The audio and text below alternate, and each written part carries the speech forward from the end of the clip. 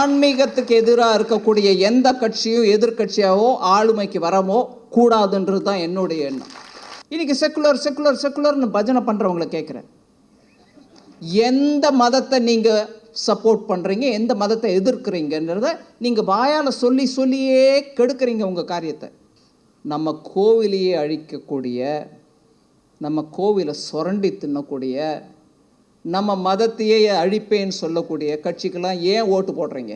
எப்போ பாரு இன்னொருத்தரோட போட்ட பிச்சையில் நம்ம வாழ அக்கறல, தேவையில்லை. நம்ம சில கட்சிகள் நம்மளை இன்றைக்கி எப்படி டீல் பண்ணுறாங்கன்னா, வெள்ளமா இந்த 1000 ரூபா எடுத்துக்க, உன் வீடு இடிஞ்சு விழுந்துருச்சா இந்த 500 ரூபா எடுத்துக்க.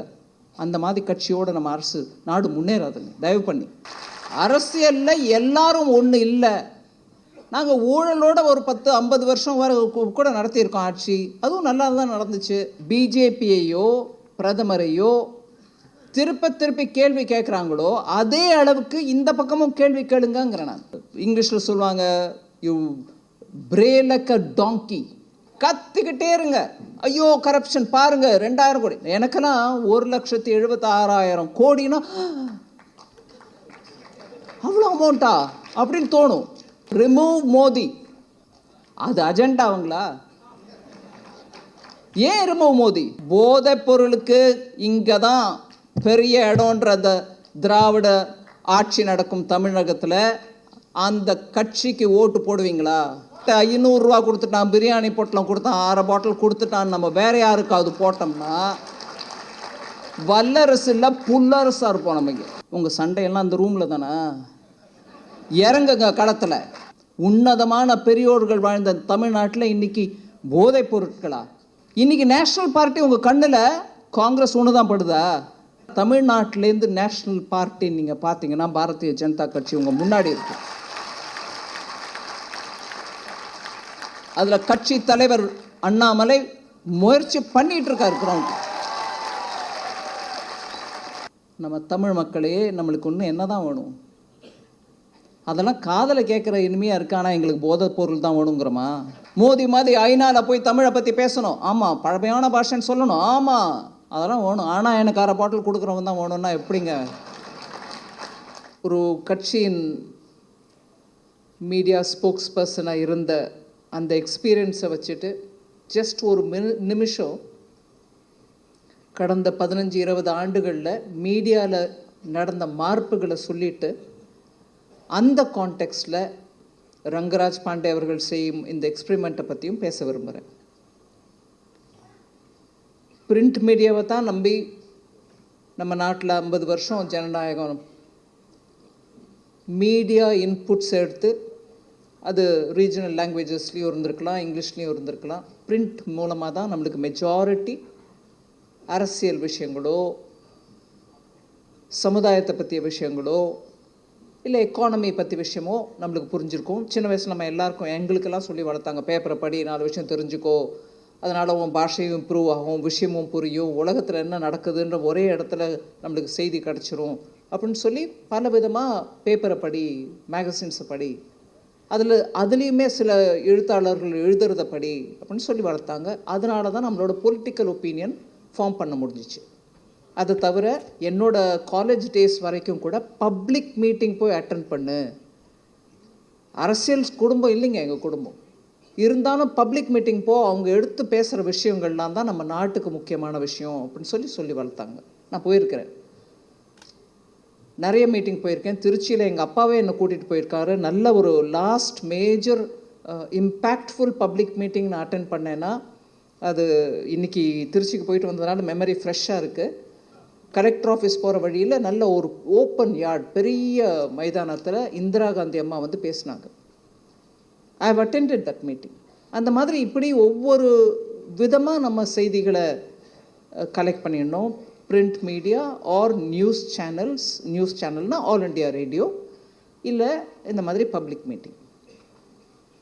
அந்த காலகட்டம் மாறி எலக்ட்ரானிக் மீடியா மூலமாக, டிவி மூலமாக, அதுவும் ஒரே ஒரு தூர்தர்ஷன் மூலமாக நம்மளுக்கு செய்தி கிடச்சிட்டு இருந்தது. அதுவும் ஒரு ஃபார்மேட்டட் இன் அ வே, போரிங் வேல செய்தி அப்படின்னு.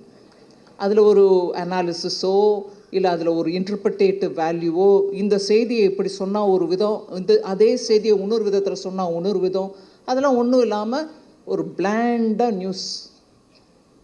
அந்த காலகட்டமும் மாறி when private people also started having channels, உங்களுக்கு செய்தி எப்படி வந்துச்சுன்னா அதுக்கு இன்டர்பிரிட்டேஷன் வந்துச்சு.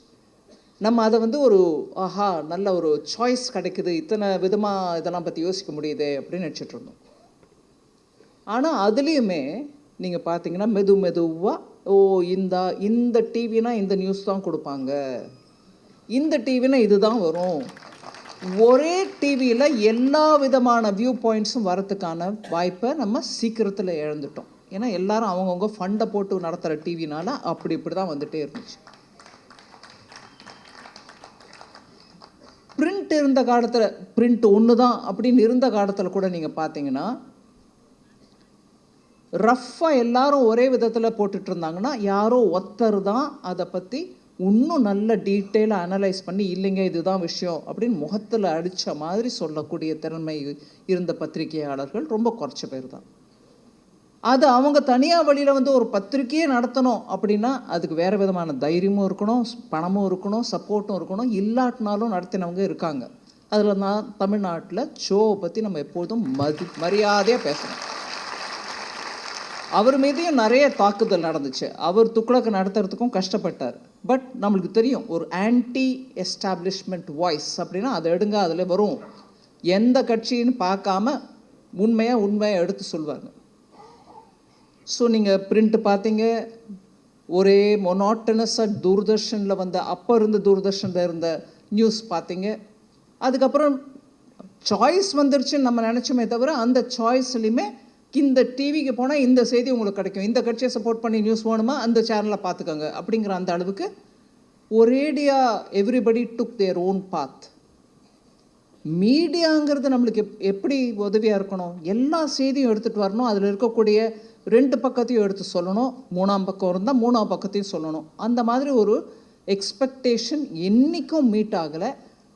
ட்ரெடிஷ்னல் பிரிண்ட் மீடியா டேஸ்லேருந்தும் சரி, இன்றைக்கி இருக்கக்கூடிய டேஸ்லேயும் சரி. அதனால தான் இன்றைக்கி நீங்கள் பார்த்தீங்கன்னா politically or economically, internationally or domestically social மீடியாவோட இம்பார்ட்டன்ஸ் பெருகுது. இதே ஒரு விஷயத்தை 4 கேள்வி கேட்குறாங்க 4 பேர். ட்ரூ டெமோக்ரஸின்னா நம்ம தெருவில் போகிறவங்க கூட 4 கேள்வி கேட்டாங்கன்னா நம்மளுக்கு சுருக்குங்கோ, ஐயோ ஆமாம் இவர் இப்படி கேட்குறாரு என்ன விஷயம் அது அப்படின்னு. அதுதான் இன்றைக்கி சோஷியல் மீடியா மூலமாக நடக்குது.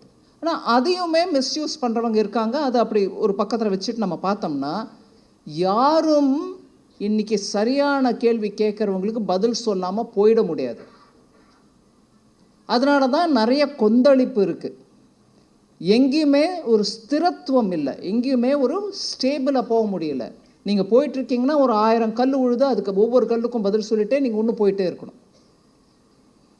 மீடியா பொறுப்போடு எல்லாத்தையும் எடுத்து பேசி நடத்தியிருந்தா அட்லீஸ்ட் 1, 2, 3 மீடியா இந்த கொந்தளிப்புக்கு காரணம் இல்லாமல் எல்லாத்தையும் விவரமாக எடுத்து குளுமையான ஒரு சூழ்நிலையில் டிஸ்கஸ் பண்ணி எடுத்து சொல்லணும்னா மக்கள் புரிஞ்சுக்குவாங்க.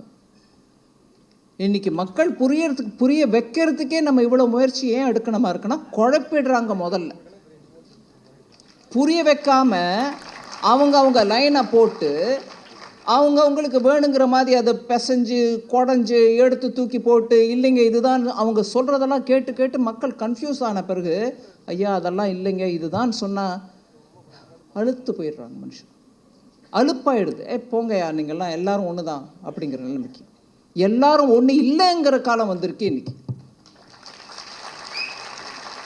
அரசியலில் எல்லாரும் ஒன்று இல்லை. இந்த நாட்டை புரிஞ்சுக்கிட்டு இந்த நாட்டு மக்களுக்கு என்ன தேவையோ அதை புரிஞ்சுக்கிட்டு நாடு முன்னேற வைக்கிறதுக்கு என்ன பண்ணணுமோ அதை பண்ணக்கூடிய தலைவர்கள் இருக்காங்க. நம்ம முக்கியமாக பிரதமர் ஐயா இருக்கார். அப்படி எந்த பாகுபாடும் எந்த ஒரு விதமான வேறுபாடும் இல்லாமல் பாரத நாடு முன்னேறணும், அதில் இருக்கக்கூடிய ஒவ்வொரு குடிமகனும் முன்னேறணும்னு அவர் உழைக்கிறார். நாங்கள் அதை பொறுத்துக்க முடியாமல் அவரை நீக்கணும், பாரத குடிமகனுக்கு யாரும் சர்வீஸ் பண்ணுன்னு சொல்லலையே, நாங்கள் ஊழலோட ஒரு 10-50 வருஷம் வர கூட நடத்தியிருக்கோம் ஆட்சி, அதுவும் நல்லா தான் நடந்துச்சு அப்படின்னு எங்களோட அபிப்பிராயம். அதனால் நாங்கள் திருப்பி இன்றைக்கி நியாயம் மக்களை சேர்த்து போட்டுக்கிட்டு கூட்டிகிட்டு போகிறோம் அப்படின்னு நான் ஒரு பக்கம் நடப்பேன், இன்னொரு பக்கம் இன்னொருத்தர் ஒன்று சொல்லிட்டு இருப்பார். ஆனால் நாங்கள் கூட்டணி, அந்த கூட்டணியில் இருக்கிற ஒரு இன்னொருத்தர் சொல்வார், நாங்கள் எங்கள் கட்சியோட ஆளுங்களை அப்பாயின்ட் பண்ணிக்கிட்டோம், நீங்கள் எங்கள் தேவையில்லை எங்கள் நம்ம மாநிலத்தில்னு. ஆனால் இதுக்கெல்லாம் நம்பிக்கிட்டு நம்ம ஓட்டு போடணும்னு எதிர்பார்க்குறாங்க. இந்த மாதிரி ஒரு சந்தர்ப்பவாதமோ குழப்பமோ ஆக்சுவலாக நம்ம எல்லாருக்கும் தெரியுது, இது ஒரு வேடிக்கை கேலி கூத்து மாதிரி ஆயிட்டுருக்கு.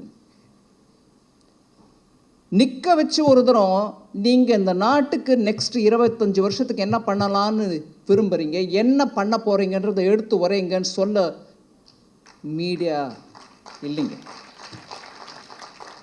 எவ்வளவு பிஜேபியையோ பிரதமரையோ திருப்பி கேள்வி கேட்குறாங்களோ அதே அளவுக்கு இந்த பக்கமும் கேள்வி கேளுங்கிறேன் நான். ஒரு கரப்ஷன் இல்லாமல் 10 வருஷம் ஓட்டியிருக்காங்க. அதுக்கு முன்னாடி 10 வருஷத்தில் டெய்லி ஒரு கரப்ஷன் வந்துட்டு இருந்தது, அப்போவும் கேள்வி கேட்கல. எங்கே இப்போ கரப்ஷனே இல்லாமல் இவங்க ஓட்டுறாங்க, ஆனால் இங்கே பார்த்தா போதை பொருளுங்கிறீங்க, 2 அமைச்சர் ஜெயிலுக்கு அனுப்பியிருக்கீங்க. பண்ண முடியாத காரியத்துக்கு நான் முதல் ஃபைல் அதுதான் கையெழுத்து போடுவேன்னு சொல்கிறீங்க, எப்படிங்க முடியும்னு யாராவது கேட்டோமா? அதனால தான் மக்களில் குழப்பம். இது என்ன கேள்வியை கேட்க மாட்டேங்கிறாங்க, ஒருவேளை இவங்க சொல்கிறதெல்லாம் சும்மா பேச்சுவார்த்தைக்கோசம் அப்படி சொல்லிட்டு போகிறாங்களா அப்படிங்கிற மாதிரி. எங்கே கரப்ஷனே இல்லை 10 வருஷன்றது கூட ஒரு பெரிய விஷயமா இருக்குது இந்த நாட்டில். ஆனால் இந்த 2024 எலெக்ஷனில் அது கரப்ஷனே விஷயம் இல்லை.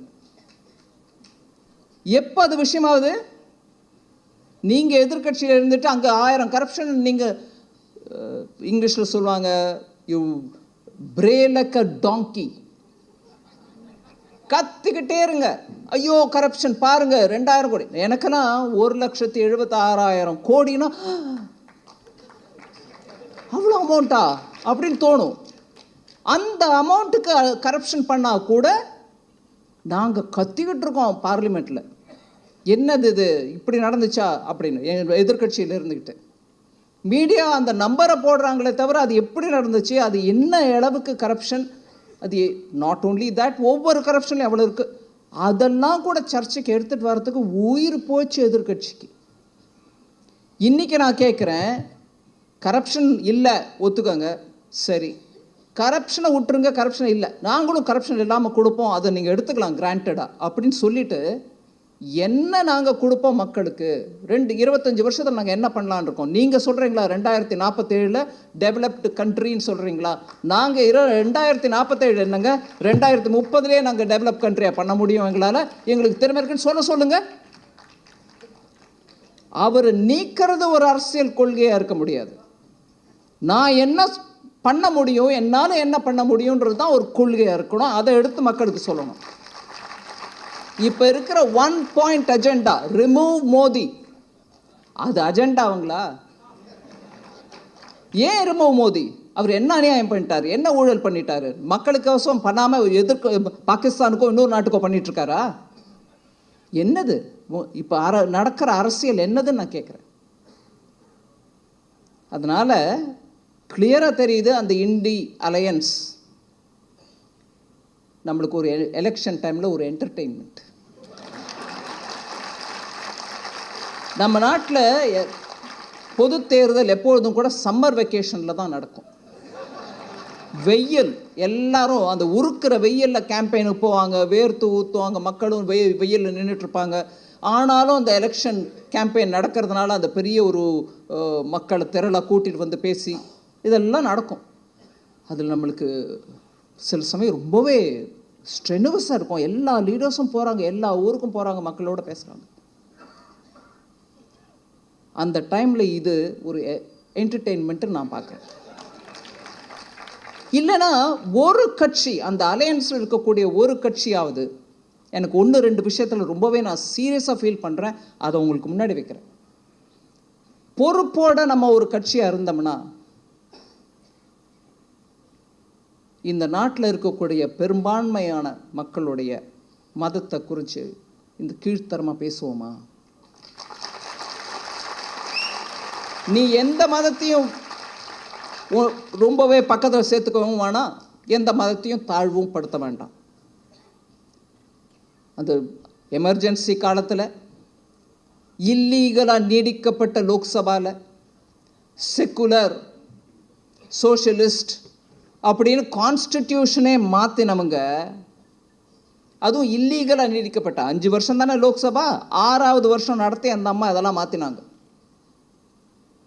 அதை ரொம்ப சீரியஸாக எடுத்துட்டு இன்னைக்கு செக்குலர் செக்குலர் செக்குலர்னு பஜனை பண்ணுறவங்களை கேட்குறேன், எந்த மதத்தை நீங்கள் சப்போர்ட் பண்ணுறீங்க, எந்த மதத்தை எதிர்க்கிறீங்கன்றத நீங்கள் வாயால் சொல்லியே கெடுக்கிறீங்க உங்கள் காரியத்தை.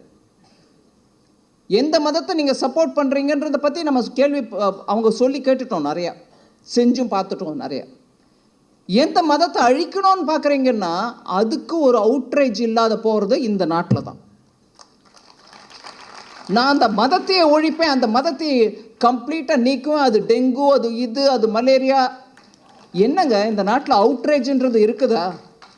இந்த வார்த்தை சொன்னதுக்கே நம்ம அவுட்ரேஜ் காட்ட வேண்டாமா?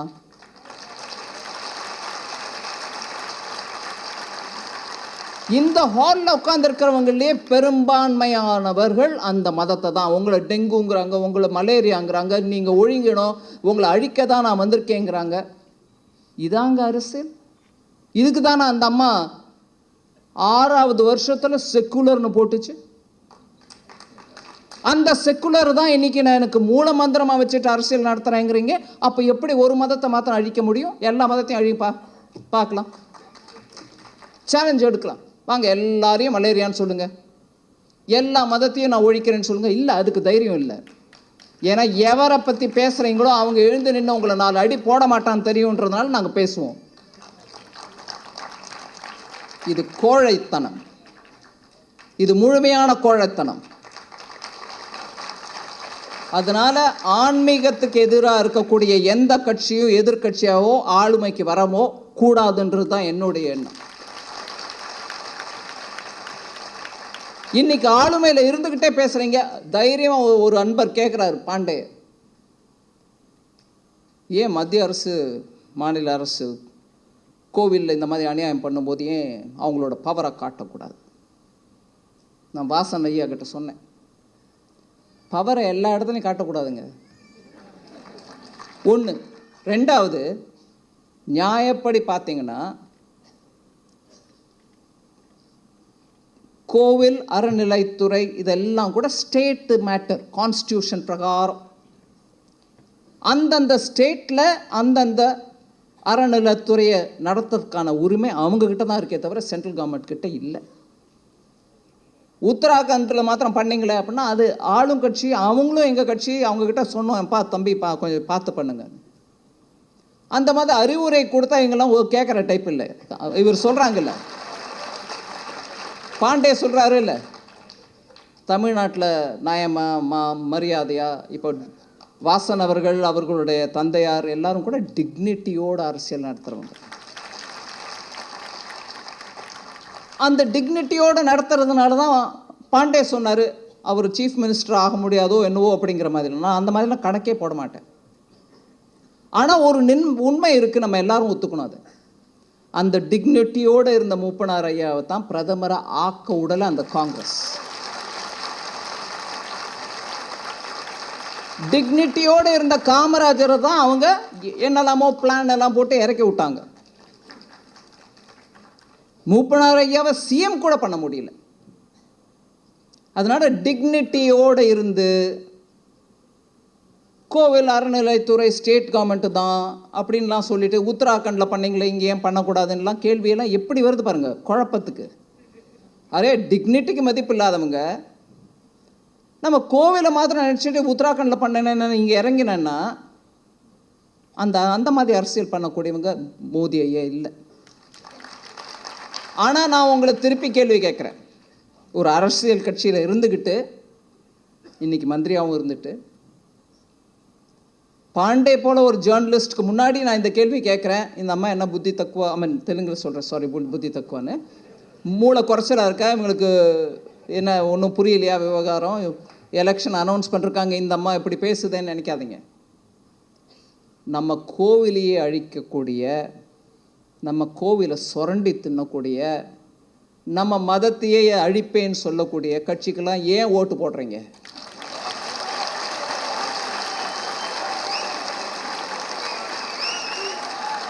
மத்திய அரசு அவங்க கோவிலை சுரண்டி தின்றதை நீங்கள் கட்டுப்படுத்தக்கூடாதா? மோடி ஐயா நீங்கள் உத்தராகண்டில் பண்ண மாதிரி தமிழ்நாட்டில் பண்ணக்கூடாதுன்னு ஏன் கேட்குறீங்க? உங்களோட ஒவ்வொரு ஓட்டுலேயும் இருக்குது அந்த பவர். யாருக்கு போடுறீங்க அந்த ஓட்டுன்னு யோசிச்சு போடுங்க. நான் இன்னும் ரொம்ப நீடிச்சு பேச விரும்பலை. ஆனால் இன்னைக்கு எலெக்ஷன் அனௌன்ஸ் ஆயிடுச்சு. அதனால் அரசியல் பேசியே தீர்வேன்.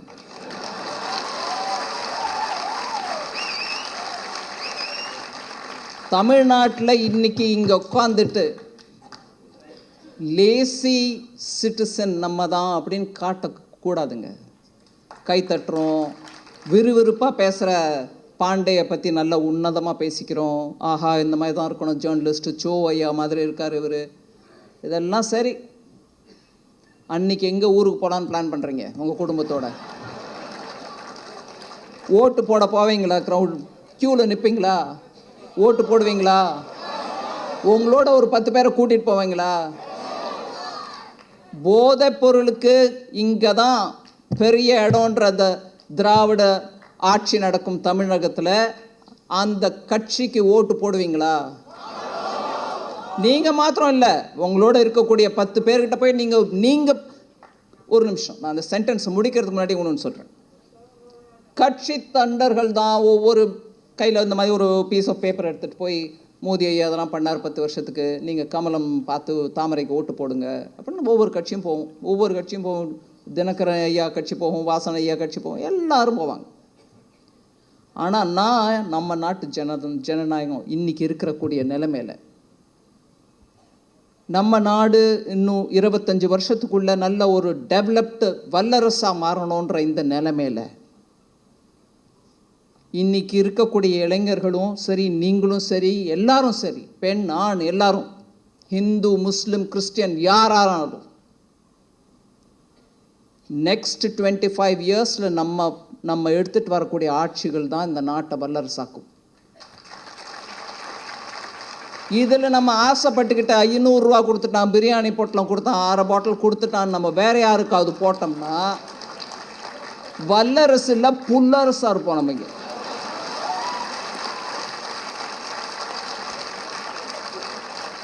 இதை யாரையோ நம்ம சொல்லிக்கிட்டு, ஐயோ அந்த கட்சியா என்னங்க இப்படி, அவங்க ஆட்சியில் இப்படி தாங்க நடக்கும் அப்படின்னு சொல்லிட்டு இருந்தோம் பாருங்க. அந்த லேசி சிட்டிசன், வாய்க்கு வந்ததை பேசி இன்னைக்கு ஆயிடுச்சு வேலை, நாளைக்கு பார்த்துப்போம் அப்படின்ற அந்த தத்துவத்தில் இன்னைக்கு இருந்தோம்னா நாடு சீரழிஞ்சிரும். தயவு பண்ணி நீங்கள் யாரும், அதுவும் தமிழ்நாட்டில் இவ்வளோ உணர்ச்சியோட எல்லா விஷயத்தையும் பேசக்கூடியவங்க, ரங்கராஜ் பாண்டே சொன்ன மாதிரி சண்டை போடக்கூடியவங்க, உங்கள் சண்டையெல்லாம் அந்த ரூமில் தானே, இறங்குங்க களத்தில். எந்த ஆட்சியால் தமிழ்நாட்டுக்கு கெட்ட பேர் வந்திருக்கோ, உன்னதமான பெரியோர்கள் வாழ்ந்த தமிழ்நாட்டில் இன்னைக்கு போதைப் பொருட்களா? நம்ம டாஸ்மாகை பற்றியே இன்னும் பேசி முடிக்கல, அவங்க அது இன்னொரு சரக்கு இறக்கிட்டாங்க. இப்படியே உட்காந்து நம்ம பேசிக்கிட்டு தான் இருப்போமா? இல்லை ஒரு ரங்கராஜ் பாண்டே தான் தொண்டை கிழிச்சு கற்றுக்கிட்டே இருக்கணுமா? நம்மளுக்கு இல்லைங்களா பொறுப்பு? தயவு பண்ணி வரக்கூடிய 25 வருஷத்துக்கு, நான் இன்னைக்கு 2024 பற்றி மாத்திரம் பேசலை, 24 வேணும், 26 வேணும், அது 29 வேணும். ஒவ்வொரு தேர்தலையும் நான் சொல்கிறேன், ஒரு பொறுப்போடு இருக்கக்கூடிய கட்சி, நாட்டுக்காக உழைக்கக்கூடிய கட்சி, நேர்மையான தலைவர்கள் உள்ள கட்சிக்கே ஓட்டு போடணும். நம்ம இல்லைன்னா இந்த நாட்டை வல்லரசு ஆக்க முடியாது.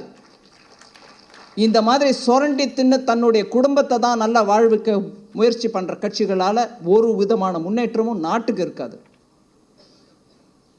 ஒவ்வொரு முறையும் நீங்கள் பாருங்கள், பார்லிமெண்ட்டில் ஒரு சட்டத்தை எடுத்துகிட்டு வரோம், இல்லை ஒரு சீர்திருத்தத்தை எடுத்துகிட்டு வரோம்னா அதை பார்லிமெண்ட்லேயும் எதிர்ப்போம், டேபிள் மேலே நின்றுட்டு ஆடுவோம், இல்லை மனிதநேயம்ன்றது இல்லை ஒன்றுன்றது ஏதோ ஒரு காரணத்தினால அங்கே எதிர்க்கிறது.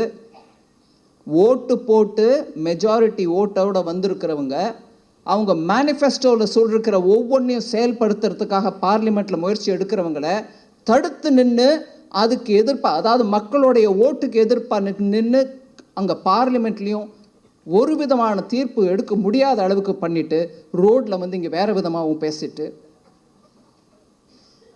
இந்த நாட்டின் முன்னேற்றத்துக்கு, அதை மாத்திரம் இல்லை, அங்கே முடியல என்ன உடனே ஒவ்வொரு முறையும் கோர்ட்டுக்கு போகிறது, ஒவ்வொரு கேஸும் டிலே பண்ணுது, ஒவ்வொரு ப்ராஜெக்டையும் ஒவ்வொரு ஸ்கீமையும். நீங்கள் பார்த்தீங்கன்னா இப்போ வரைக்கும் 10-11 மேஜர் டிசிஷன்ஸ் எல்லாத்துலேயும் சுப்ரீம் கோர்ட்டுக்கு போயிடுது. கவர்மெண்ட் சரியான நிர்ணயம் எடுக்கலை, நீங்கள் வாங்க கோர்ட்டு ஒவ்வொரு முறையும் அவங்களுக்கு சொல்லுது, இல்லை நீங்கள் சொல்கிறது தப்பு, டிஸ்மிஸ் த கேஸ், இல்லை நீங்கள் எடுக்கிற ஸ்டெப்பு தப்பு, போங்க.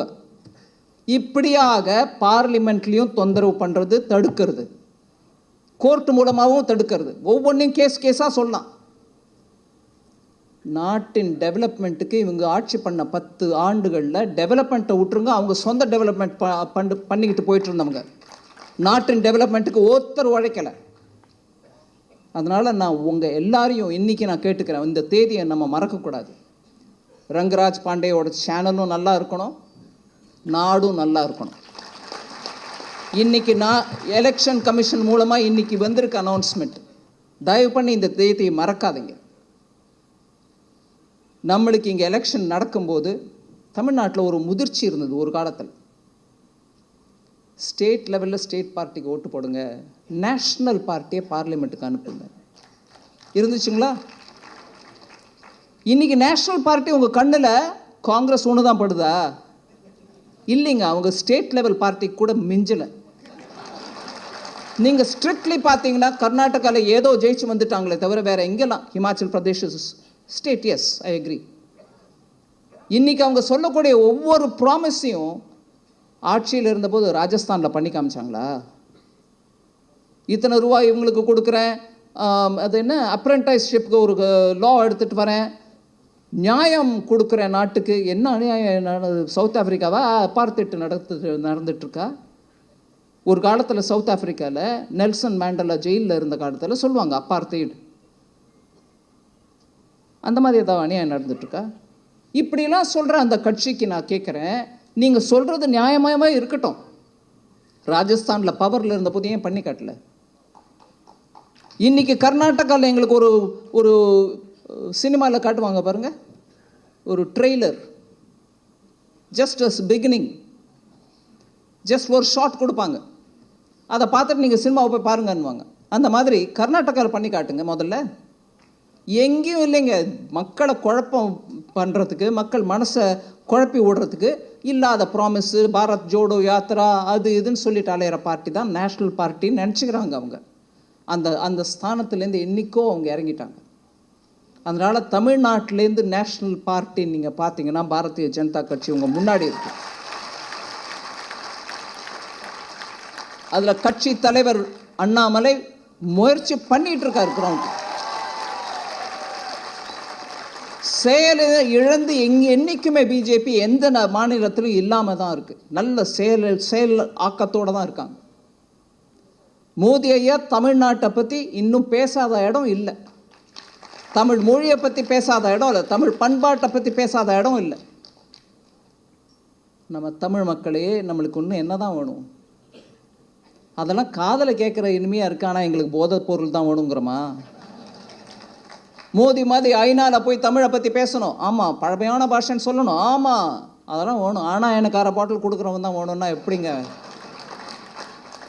அதனால் இன்றைக்கி இந்த சந்தர்ப்பத்தில் எலெக்ஷன் கமிஷன் அனௌன்ஸ் பண்ண இந்த சந்தர்ப்பத்தில் 5 வருஷம் கொண்டாடுற ரங்கராஜ் பாண்டேயோட சேனலில் அந்த ப்ரோக்ராமில் நான் டெஃபினட்டாக உங்களுக்கு இந்த ஆப்பர்ச்சுனிட்டியை யூஸ் பண்ணிக்கிட்டு உங்கள் ஒவ்வொருத்தரையும் சுதந்திர போராட்டத்தின் போது நம்ம எல்லாரும் அவங்கவுங்க குடும்பத்திலேருந்து யாரோ ஒரு மெம்பர் அந்த போராட்டத்தில் ஈடுபட்டோம், நாடு சுதந்திரம் அடையணும்னு. அதே மாதிரி இன்னைக்கு நம்ம நாடு எக்கனாமிக்கலி ஸ்ட்ராங், ஆத்ம நிர்பர்னா சுயமாக நம்மளாக நம்ம நாட்டின் ஒவ்வொரு விதத்துலேயும் நம்ம நாடு சுய சக்தியை அட்டைன் பண்ணோன்னா உங்களுக்கு மத்திய அரசு நல்ல அரசு அமைஞ்சால் தான் முடியும். அதனால் நான் உங்கள் எல்லாரையும் கேட்குறேன், 1947க்கு முன்னாடி நம்ம எல்லாரும் கூட சுதந்திர போராட்டத்தில் நம்ம மூதோதையர்கள் பங்கேற்றாங்க. அதே மாதிரி இப்போது நம்ம ஒவ்வொருத்தரும் இன்னைக்கு ரங்கராஜ் பாண்டேய வாழ்த்துற அதே நேரத்தில் நாட்டுக்கோசம் ஒரு சங்கல்பம் எடுத்துக்கணும். இந்த 2024 எலெக்ஷனில் தமிழ்நாட்டிலேருந்து ஆன்மீகமும் தேசபக்தியும் இருக்கிற கட்சிக்கு தான் ஓட்டு போடுவோம். அதே மாதிரி ஆன்மீகமும் தேசியத்தோட கூட்டணி சேர்ந்தவங்களையும் வாழ வைப்போம், அவங்களையும் ஜெயிக்க வைப்போம். ஏன்னா அந்த கூட்டணியோட தான் நம்ம தமிழ்நாட்டில் பாரதிய ஜனதா கட்சியோ மோடி அரசுக்கோ பலம். ஒவ்வொரு கூட்டணியில் இருக்கக்கூடிய ஒவ்வொரு சிறந்த உன்னதமான லீடர்ஸ் எல்லாரும் அவங்க கட்சியில் அவங்க முயற்சி பண்ணுறாங்க. தமிழ்நாட்டில் பாரதிய ஜனதா கட்சியோட என்டிஏ கூட்டணிக்கு தயவு பண்ணி நீங்கள் ஓட்டு மாத்திரம் இல்லைங்க, நீங்கள் ஒவ்வொருத்தரும் தெருவில் இறங்கி ஓட்டு கேளுங்க. எங்களுக்கோசம் கேளுங்க, நாட்டுக்கோசம் கேளுங்க. இந்த நாடு நல்லா முன்னேறணும், நல்ல ஆட்சி இருக்கணும், நம்ம மக்களுக்கு ஒரு டிக்னிட்டியோட வாழ்க்கை இருக்கணும். எப்போ பாரு இன்னொருத்தரோட போட்ட பிச்சையில் நம்ம வாழ அக்கறல தேவையில்லை. சில கட்சிகள் நம்மளை இன்னைக்கு எப்படி டீல் பண்ணுறாங்கன்னா, வெள்ளமா இந்த 1000 ரூபா எடுத்துக்க, உன் வீடு இடிஞ்சு விழுந்துருச்சா இந்த 500 ரூபா எடுத்துக்க. அந்த மாதிரி கட்சியோட நம்ம அரசு நாடு முன்னேறாதுங்க. தயவு பண்ணி தூர நோக்கு இருக்கணும், நல்ல விதமான நியாயமான அரசியல் பண்ணுறதுக்கான வில்லிங்னஸ் இருக்கணும், கமிட்மெண்ட் இருக்கணும். ஸோ நான் உங்களை கரம் கூப்பி இன்றைக்கி எலெக்ஷன் கமிஷன் அனௌன்ஸ் பண்ண இந்த நாள் 5 வருஷம் கொண்டாடக்கூடிய சாணக்கியா டிவிக்கு எத்தனை நல்வாழ்த்து சொல்கிறோமோ அதே அளவுக்கு இன்னைக்கு தேதியை மறந்துடாமல் நம்ம ஒவ்வொருத்தரும் தெருவில் இறங்கி நாட்டுக்காசும் நாட்டை மனசில் வச்சுக்கிட்டு நாட்டுக்கோசம் நீங்கள் போய் ஓட்டு கேட்டு நல்ல ஒரு கட்சியை பாரதிய ஜனதா கட்சி, நரேந்திர மோடி, அதே மாதிரி எங்களோட கூட்டணியில் இருக்கிறவங்க எல்லாரோடைய சப்போர்ட்டுக்கும் நான் இன்றைக்கி உங்களை வேண்டி கேட்டுக்கிறேன். பாரத நாடு உன்னத நாடாக இருக்கணும். ஜெய்ஹிந்த்.